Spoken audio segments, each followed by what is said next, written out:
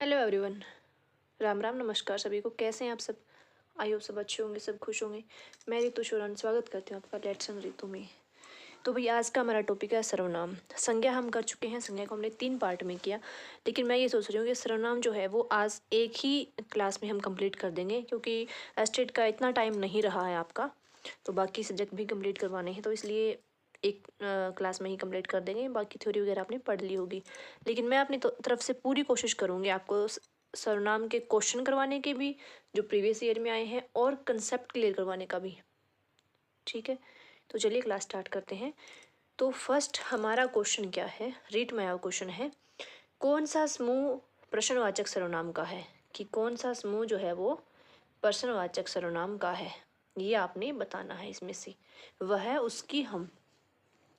तो क्या ये प्रश्नवाचक है? नहीं। प्रश्न, आपको पता है प्रश्न क्या होता है? क्या, कब, कैसे, किसने, ये प्रश्नवाचक होता है। कौन, है ना? हम क्वेश्चन पुट करते हैं, है ना, वो प्रश्नवाचक होता है। तो वह उसकी तो सिंपल लाइन हो गई। किसी, तुम, क्या तो है चलो, लेकिन तीनों तो नहीं है ना। जिसे जैसा हमारा ये भी नहीं है, जिसे जैसा तो संबंधवाचक का आ गया। कौन, किसे, कब, ये राइट आंसर है। बहुत ही इजी क्वेश्चन है, इजी टू हार्ड हम चलेंगे। तो कौन, किसे, कब जो है वो सर्वनाम है आपका, कौन सा? प्रश्नवाचक सर्वनाम है। ठीक है, आगे क्वेश्चन है, आप यहाँ क्या कर रहे हैं? सीजीटेट में क्वेश्चन है, उपरोक्त वाक्य में रेखांकित शब्द का सही व्याकरणिक परिचय क्या है? तो आप जो है कि अंडरलाइन वर्ड है, तो ये क्या है? संज्ञा है। आप, संज्ञा नहीं है, क्योंकि संज्ञा किसी का नाम, किसी जगह का नाम, है ना, व्यक्ति, स्थान, वस्तु या कोई भाव होता है। लेकिन ये कोई भाव नहीं है। क्रिया है? नहीं, क्योंकि क्रिया तो किसी काम का करना या होना होता है। विशेषण है? नहीं, क्योंकि विशेषण तो विशेषता बताता है संज्ञा सर्वनाम की। तो ये क्या है? आपका सर्वनाम है। आप जो है वो क्या है? सर्वनाम है। ठीक है, आगे है, वह सर्वनाम है। वह सर्वनाम जो है किस में आएगा आपका? उत्तम पुरुष में आएगा, या मध्यम पुरुष में आएगा, या अन्य पुरुष में आएगा, या अनिश्चयवाचक में आएगा? तो मैं आपको बता दूं, अगर सर्वनाम की अगर हम बात करते हैं ना, तो पुरुषवाचक सर्वनाम जो है उसके 3 भेद होते हैं। पुरुषवाचक जो सर्वनाम है उसके 3 भेद होते हैं। पहला जो भेद होता है वो कौन सा होता है आपका? उत्तम पुरुष होता है। पहला कौन सा होता है? उत्तम पुरुष होता है। ठीक है, दूसरा जो होता है वो आपका मध्यम पुरुष होता है। ठीक है, तीसरा होता है आपका अन्य पुरुष। ओके, ये पुरुषवाचक के एग्जाम्पल है आपके। ठीक है, तो इसमें जो उत्तम पुरुष होता है ना, उसमें होता है मतलब जो बात कर रहा होता है ना, कहने वाला, वक्ता। और मध्यम पुरुष होता है सुनने वाला, श्रोता, सामने वाला हम कह सकते हैं। और जो अन्य पुरुष होता है वो कोई अन्य, जिसके बारे में हम बात कर रहे हैं, हम दोनों, मैं और तुम बात कर रहे हैं, वो होता है अन्य पुरुष। तो यहाँ बोला है वह सर्वनाम है, तो वह किस में आएगा आपका? वह अन्य पुरुष में आएगा। वह किस में आएगा आपका? अन्य पुरुष में आ जाएगा, क्योंकि वह जो है वो ना तो बोल रहा है, ना ही सुन रहा है। किसी और के बारे में बात करें, अन्य अन्य अन्य इंसान हो गया ना। तो वेरी सिंपल है। ठीक है, तो जैसे मैं आपको बताती हूँ, अगर हम जैसे मैं उत्तम की पहचान कैसे करेंगे आप? जैसे कोई काम मैं बोल रही हूँ या मैं लिख रही हूँ, तो वो कौन है? वो उत्तम है। मैं, मेरी, हम, हमारे, मुझको, हमने, मैंने, ये आपके उत्तम पुरुष में आते हैं। मध्यम पुरुष में जो सुन रहा है, श्रोता, है ना, सुनने वाला या पढ़ने वाला श्रोता, तू, तुम, तुम्हारा, आप, आपका, तुझको, आपने, ये मध्यम पुरुष में। और अन्य कौन सा होता है? कोई अन्य व्यक्ति जिसके बारे में हम बात बता रहे हैं, वो वाला।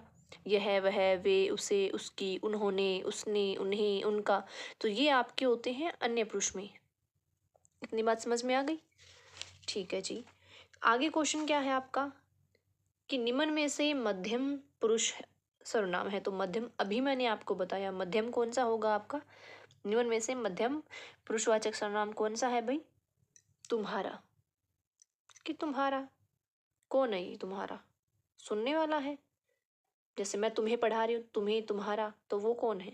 मध्यम पुरुषवाचक है। तो ये वेरी इजी है। निम्न में से निश्चयवाचक सर्वनाम है। निश्चयवाचक सर्वनाम कौन सा है भाई? पहले तो हम बात करेंगे कि निश्चयवाचक सर्वनाम होता क्या है। तो निश्चयवाचक को हम संकेतवाचक भी कह सकते हैं। सिंपल भाषा में हम निश्चयवाचक को संकेतवाचक भी कह सकते हैं।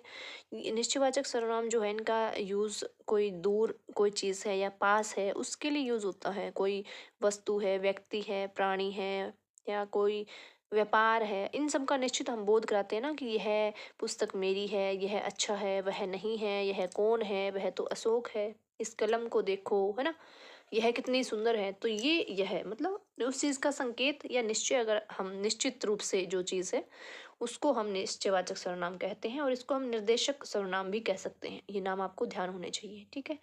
तो निश्चयवाचक सर्वनाम कौन सा हुआ इसमें, यह वह क्या हो गया आपका निश्चयवाचक सर्वनाम हो गया, ठीक है। इतना समझ में आ गया। ओके जी।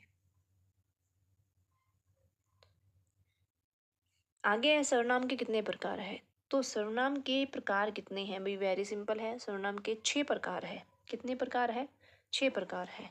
कौन कौन से हैं सर्वनाम के जो प्रकार है, ये प्रकार जो है व्याकरण की दृष्टि से कह सकते हो आप या प्रयोग की दृष्टि से कह सकते हो। 6 कौन कौन से होते हैं, पुरुषवाचक सर्वनाम, निश्चयवाचक, अनिश्चयवाचक, प्रश्नवाचक, संबंधवाचक और निजवाचक, ये 6 होते हैं, ठीक है। और ये इनको व्याकरण की दृष्टि से बांटा गया है। व्याकरण की दृष्टि से आप कह सकते हैं या प्रयोग की दृष्टि से, ये तो ये 6 भेद हैं। आगे समझ में। ओके जी। इनमें अनिश्चयवाचक सर्वनाम कौन सा है ये आपने बताना है। अनिश्चयवाचक में क्या होता है, अनिश्चयवाचक का संकेत क्या होता है भाई, कोई, क्या, है ना, किस कोई चीज़ है जैसे क्या, तो वो अनिश्चयवाचक में आते हैं। तो अनिश्चयवाचक सर्वनाम कौन सा है इसमें आपने ये बताना है। तो कोई जो है वो अनिश्चयवाचक मतलब निश्चित नहीं है, कोई भी हो सकता है। कौन को मत समझना, कौन तो प्रश्नवाचक में आता है, कोई है ये अनिश्चयवाचक में आएगा। और जो जो आपका संबंधवाचक सर्वनाम में आता है और वह आपका पुरुषवाचक सर्वनाम में आता है, और पुरुषवाचक का भी अन्य पुरुषवाचक होता है ये, ठीक है। जिसकी लाठी उसकी भैंस, मतलब जिसकी लाठी उसकी भैंस वाक्य में रेखांकित शब्दों में सर्वनाम है। कौन सा सर्वनाम है भी, जिसकी लाठी उसकी भैंस। तो अब आपको पता होगा, आपने पढ़ा होगा कि जो संबंधवाचक सर्वनाम है ना, संबंधवाचक सर्वनाम है उसमें कौन कौन से आते हैं आपके सर्वनाम, जो, सो। तो जो से ही जिसका बना है, जो से ही जैसा बना है, सो से उसका, उसकी। तो ये सारे किस में आते हैं, आपके संबंधवाचक में आते हैं। तो ये किस में आ जाएगा, संबंधवाचक सर्वनाम में आपका आ जाएगा, ठीक है। यानी कि जिसकी लाठी उसकी भैंस, संबंध बताया गया है भी, जिसकी लाठी है उसी की भैंस है, तो ये संबंध प्रकट कर रहा है, तो आपका आ जाएगा संबंधवाचक, ठीक है। यह काम मैं आप कर लूँगा, यह काम मैं आप कर लूँगा, इसमें सर्वनाम कौन सा है ये आपने बताना है।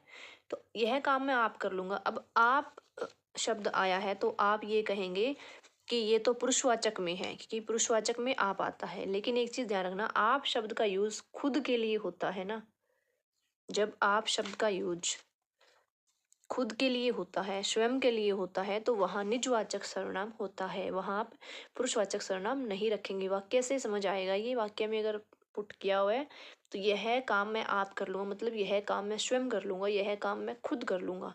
तो ये क्या है आपका निजवाचक सर्वनाम। ये क्वेश्चन आएगा, जहाँ आप शब्द का प्रयोग अपने लिए हो तो वहाँ सर्वनाम कौन सा होगा। तो अगर आप शब्द का प्रयोग अपने लिए है तो निजवाचक होगा, और वैसे ही आप शब्द यूज हुआ है जैसे आप क्या कर रही हैं, तो वहाँ कौन सा सर्वनाम हो गया आपका, पुरुषवाचक हो गया। अगर क्या को अंडरलाइन किया है तो फिर वो प्रश्नवाचक हो गया। अगर आपको अंडरलाइन किया गया है कि आप क्या कर रही हैं तो वो पुरुषवाचक हो गया, ठीक है। जो देता है सो लेता है, वही चीज आ गई, संबंधवाचक है निशानी है तो संबंधवाचक की पहचान है ये। तो जो देता है सो लेता है, तो ये संबंधवाचक में आता है आपका, ठीक है। पानी में कुछ गिर गया है, पानी में कुछ गिर गया है, तो कुछ को अंडरलाइन किया हुआ है, पानी में कुछ गिर गया है। तो कुछ शब्द जो है वो मतलब निश्चित नहीं है ना, निश्चित नहीं कह सकते हम, कुछ कुछ मतलब कुछ भी हो सकता है। तो निश्चित नहीं है तो इसका क्या हम क्या कहेंगे, हम अनिश्चित, अनिश्चयवाचक सर्वनाम भी। निश्चित नहीं है कुछ, पानी में कोई मक्खी गिर गई है या पानी में कोई लकड़ी का टुकड़ा गिर गया है, कुछ बताया नहीं इसने, पानी में कुछ गिर गया तो कुछ का मतलब क्या हुआ, कोई, कुछ, तो ये अनिश्चयवाचक में आते हैं। किस कारक में सर्वनाम शब्दों का प्रयोग नहीं होता, मतलब कौन सा कारक ऐसा है जिसमें सर्वनाम शब्दों का प्रयोग नहीं होता, ये आपने बताना है। तो संबोधन कारक जो है ना, इसमें सर्वनाम शब्दों का प्रयोग नहीं होता। संबोधन कारक आपको पता होगा ना, हे, अरे, अजी, ये संबोधन कारक में शब्द इस्तेमाल होते हैं आपके। तो संबोधन कारक में सर्वनाम शब्दों का यूज नहीं होता, तो ये आपको ध्यान होना चाहिए। यानी कि सर्वनाम में 7 कारक प्रयोग होते हैं, संज्ञा में 8 कारक, टोटल कारक 8 है, ये आपने पढ़ा होगा। कर्ता ने कर्म को करण से के द्वारा, संप्रदान के लिए अपादान से अलग होना, अधिकरण में पर, है ना, और आपका लास्ट संबोधन, हे, अरे। तो सर्वनाम में 7 कारक का यूज होता है और इधर इसमें संज्ञा में 8 कारकों का यूज होता है, तो ये ध्यान रखना, क्वेश्चन आ सकता है। एक एक बात जो मैं आपको बोल रही हूँ ना, एक एक सिर्फ लिखा है वही नहीं, जो मैं बोल रही हूँ वो भी ध्यान से सुनो। एक एक चीज़ इम्पोर्टेंट है, एक एक पॉइंट इम्पोर्टेंट है, फालतू का कुछ भी नहीं बता रही कि हाँ खिचड़ी नहीं पकानी हमने, और व्यूज़ के लिए नहीं करना कि हाँ ठीक है, कोई ठीक है, अगर हमने गलत कर दिया तो भाई ठीक है, रील वायरल कर देगा, नहीं। अच्छा टीचर बनना है भाई। ये तो हमने कर लिया, किस कारक में सर्वनाम शब्दों का प्रयोग नहीं होता है, तो संबोधन कारक में नहीं होता है। क्वेश्चन दोबारा आ गया क्या ये? नहीं, ओके। हाँ, सर्वनाम शब्दों का उपयोग प्राय क्यों किया जाता है? सर्वनाम शब्द जो है इनका प्रयोग प्राय हम क्यों करते हैं? पुनरुक्ति दोष निवारण के लिए, शब्दकोश के लिए, या विचार विमर्श के लिए? तो सर्वनाम शब्दों का प्रयोग जो हम पुनरुक्ति दोष निवारण के लिए करते हैं। इसका मतलब क्या है? जैसे आपने डेफिनेशन सर्वनाम की क्या पढ़ी है बचपन से, कि संज्ञा के स्थान पर प्रयुक्त होने वाले शब्दों को सर्वनाम कहते हैं? बिल्कुल नहीं, ये बचपन की डेफिनेशन थी, इसको भूल जाओ। आप कंपटीशन एग्जाम की तैयारी कर रहे हैं, तो यहाँ आपकी डेफिनेशन क्या बनती है कि संज्ञा के स्थान पर प्रयुक्त होने वाले शब्दों को सर्वनाम कहते हैं, और ये वाक्य में संज्ञा शब्द की पुनरुक्ति को रोकते हैं। ठीक है, जैसे मैं कहूँ राम अच्छा लड़का है, राम घर गया, राम ने ये किया, राम ने वो किया, राम ने वो किया, तो बार बार ये संज्ञा यानी कि राम जो नाम आ रहा है ना, बार बार ये इरिटेट कर देता है। तो इसलिए इसकी जगह क्या, एक बार हम राम का नाम लेंगे, उसके बाद सर्वनाम यूज़ करेंगे। जैसे गाय का, ऐसे बचपन से यही लिखते थे हम, सबको याद होता था, तो गाय गाय गाय गाय, बार बार ये थोड़ी लिखते हैं, एक लाइन में गाय लिख दिया, उसके बाद तो सर्वनाम यूज़ करते हैं हम। तो यानी कि पुनरुक्ति, बार बार उस चीज़ की रिपीटिशन ना हो, इसलिए हम सर्वनाम का यूज़ करते हैं। हाँ, ये क्वेश्चन बड़ा इंपॉर्टेंट है, और आप बहुत सारे ऐसे हो जिनको पहले पता भी नहीं होगा। मूल रूप से या उत्पत्ति के आधार पर सर्वनाम के कितने भेद हैं? अब 6 मत बोल देना। 6 भेद होते हैं, प्रयोग की दृष्टि से या व्याकरण की दृष्टि से, या आपको सिंपली क्वेश्चन पुट किया हो कि सर्वनाम के कितने भेद हैं, तो आपने लिखना है 6। लेकिन आपसे ये पूछे कि उत्पत्ति के आधार पर, या उत्पत्ति के आधार पर, या फिर मूल रूप से, तो आपने क्या बताना है भाई?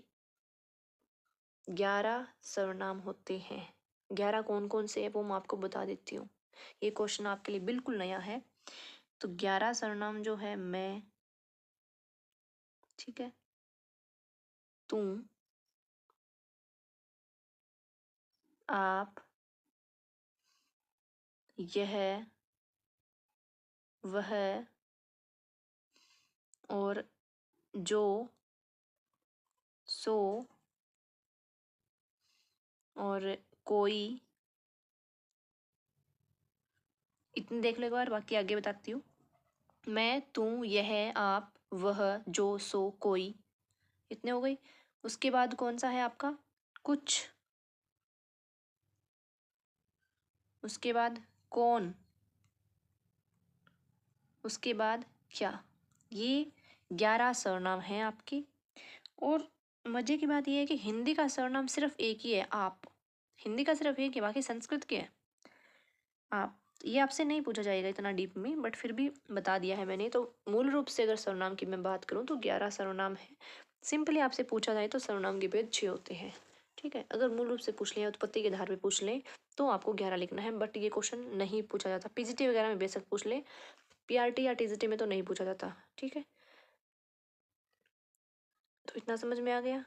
मैं, तू, आप, यह, वह, जो, सो, कोई, कुछ, कौन, क्या, ये आपके 11 सर्वनाम हैं। और इसमें से आपको मैं ये भी डिफाइन कर दूं कौन सा किस में आता है। तो पुरुषवाचक में आता है मैं और तुम, निश्चयवाचक में आता है यह और वह, अनिश्चयवाचक में आता है कोई क्या, प्रश्नवाचक में आता है कौन क्या, संबंधवाचक में आता है जो सो, और निजवाचक में आता है आप, यानी कि खुद के लिए, स्वयं के लिए यूज हो। तो ये था आपका सर्वनाम का टॉपिक।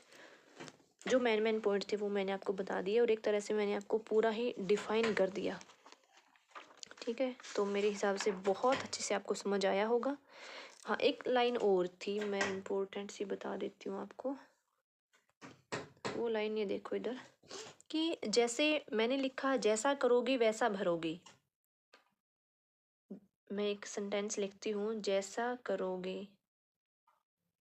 भाई मतलब सही नहीं लिखा जा रहा, जैसा करोगे वैसा भरोगे। तो इस सेंटेंस में ना कौन सा सर्वनाम है? संबंधवाचक सर्वनाम है। ठीक है, और एक सेंटेंस और है, वो क्या है कि जैसा देश वैसा भेष। अब आप कहोगे इसमें भी संबंधवाचक सर्वनाम है, जैसा देश वैसा भेष, जैसा देश वैसा भेष। अब आप कहोगे इसमें भी क्या है, संबंधवाचक सर्वनाम है। नहीं है, इसमें संबंधवाचक सर्वनाम नहीं है। क्यों नहीं है? क्योंकि जैसा वैसा के बाद क्रिया आनी चाहिए, जैसा वैसा के बाद क्रिया आनी चाहिए, लेकिन यहाँ जैसा वैसा के बाद क्रिया नहीं आ रही, जैसा के बाद एक नाउन आ रहा है, एक संज्ञा आ रही है।